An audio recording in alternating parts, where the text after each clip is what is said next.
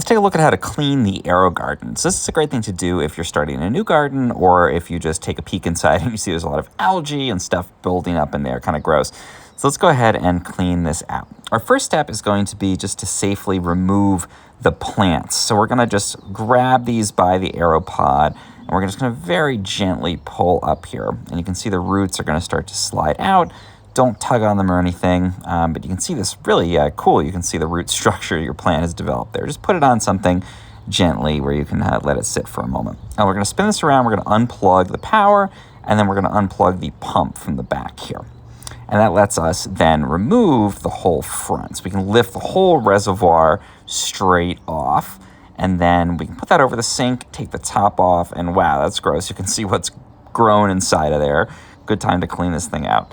So let's dump out all the water. We'll get all those yucky root bits out.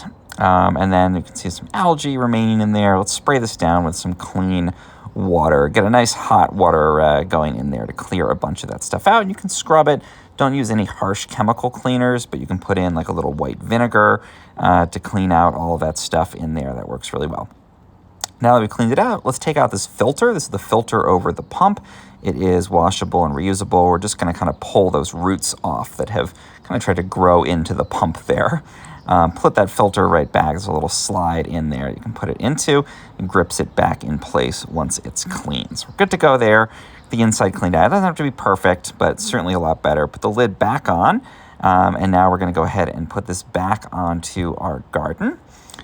Plug that pump back in. We'll plug the power back in as well. Good time also to clean the area around the gardens. You know, they tend to drop lots of leaves and stuff, so get that clean before you put it back.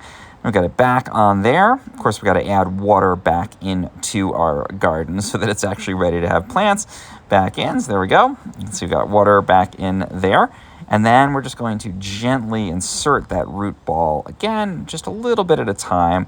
Be careful not to damage it. Press it back down until the pod is sort of flush with the top there.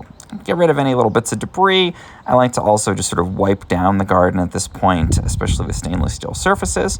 And that's the process. We've got a nice clean garden with nice clean water for our plants to thrive and grow.